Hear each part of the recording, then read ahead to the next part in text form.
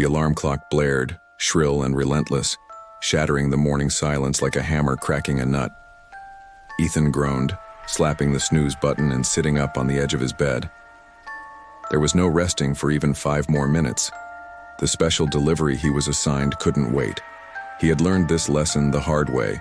Snooze too long, and the consequences could be frustrating. So now, he got up promptly. Shower, quick breakfast, the local news flickering on the TV, and then the daily grind. Weekdays, weekends, no real difference. Ethan worked as a delivery driver for a local courier service. He didn't hate the work because it was difficult. He hated it because it meant life without purpose. There was no passion here, just packages, routes, and tips. Still, the pay was decent, and the job was easy enough. By 9 a.m., he was loading boxes into his van, planning his route efficiently to avoid multiple trips back and forth. Traffic was light, the town small, the work tedious but not challenging. Then his manager called him over, handing him a heavy wooden crate. "Urgent delivery," the man said. "Go now." Ethan typed the address into his GPS. The device froze. Nothing. No route. A quick search online revealed the location. A tiny, almost forgotten town, barely a dozen houses scattered in the middle of nowhere. "Great. An hour just to get there," he muttered, gritting his teeth. But there was no one else to send.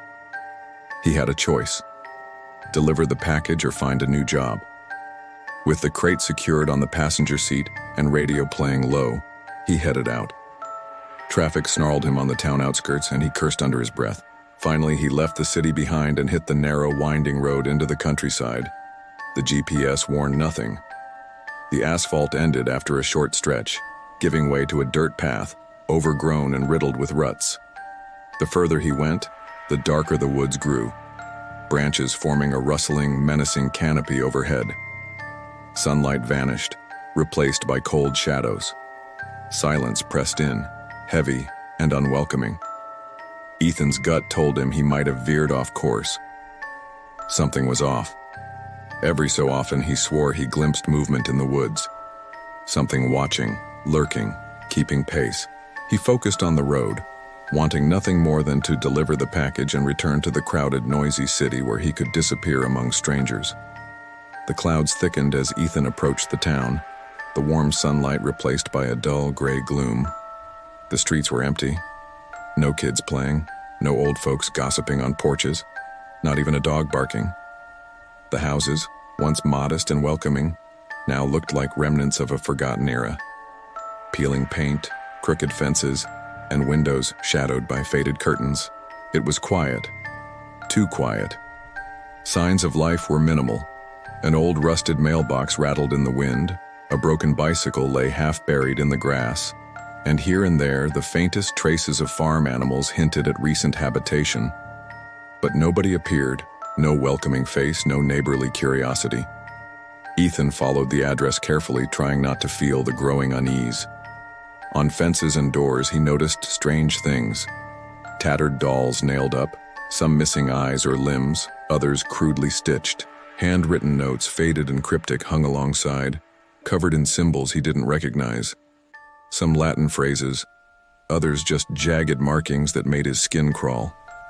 A shiver ran down his spine. This wasn't just a quiet town. Something wrong lingered here.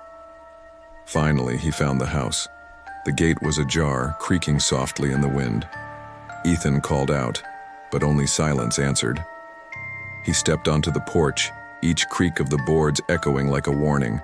He knocked, once, twice, harder. "Hello? I've got a delivery," he called, his voice breaking slightly. From behind the door came shuffling steps, then a low, rasping voice. "Who's there?" Ethan held his breath.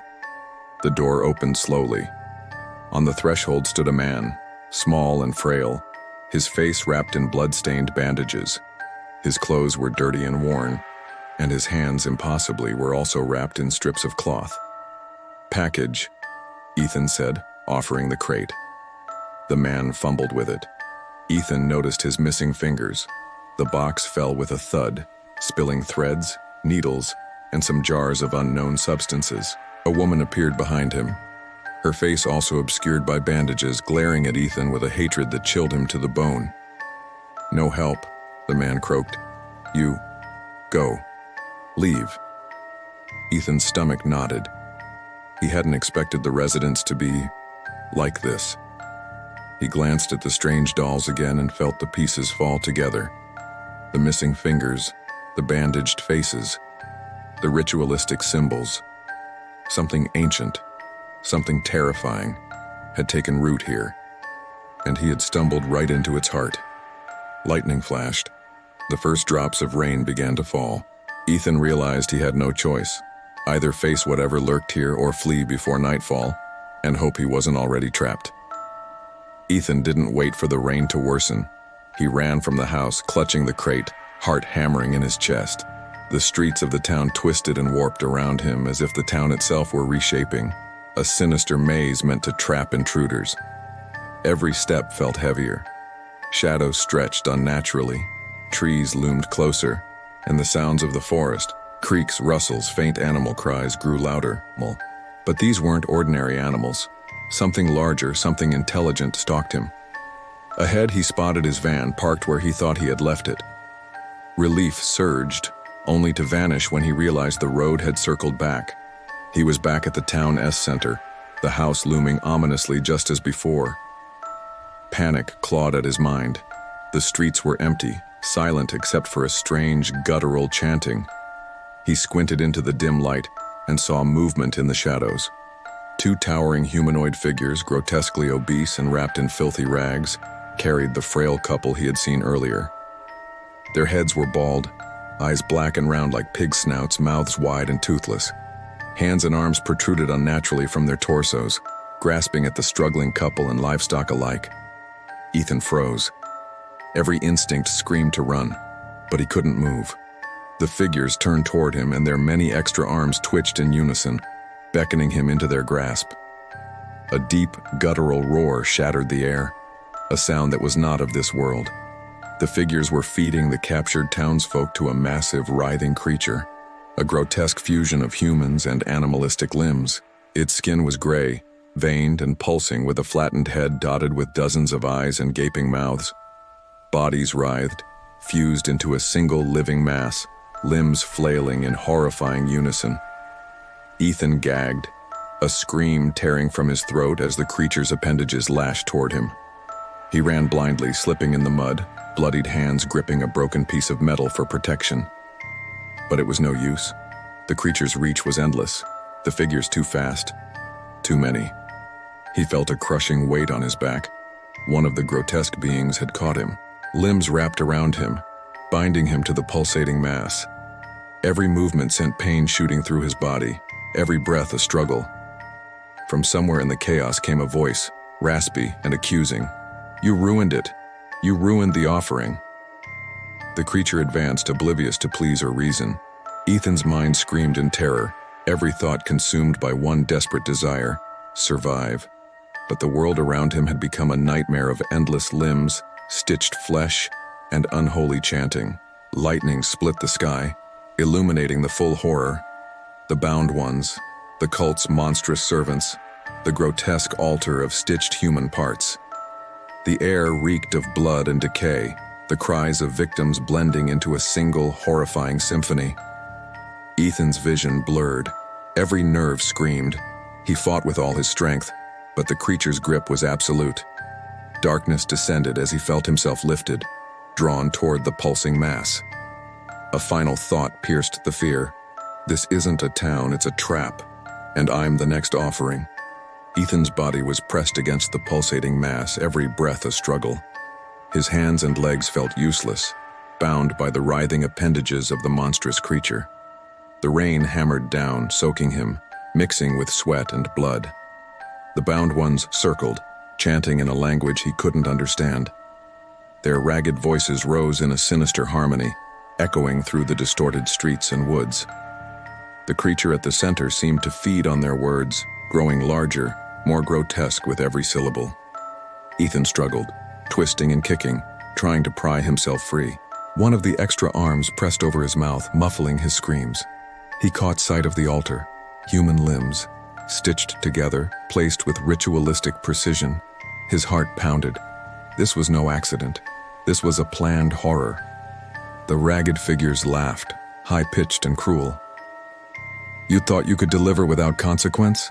One hissed, voice like rusted metal. "You desecrated what must not be touched," another growled. Lightning illuminated the creature's face. Eyes upon eyes, mouths within mouths, all staring directly at him. Ethan's vision blurred. Panic and disbelief twisted reality. His van, the familiar world he knew, gone. The town, the forest, even time seemed warped around this nightmare. He felt a hand, an impossibly long, skeletal limb, brush his shoulder. Another thick, pulsing arm wrapped around his legs. He was part of it now, a piece of the living altar. And yet, there was a spark of defiance. Ethan's mind screamed, "I won't go quietly."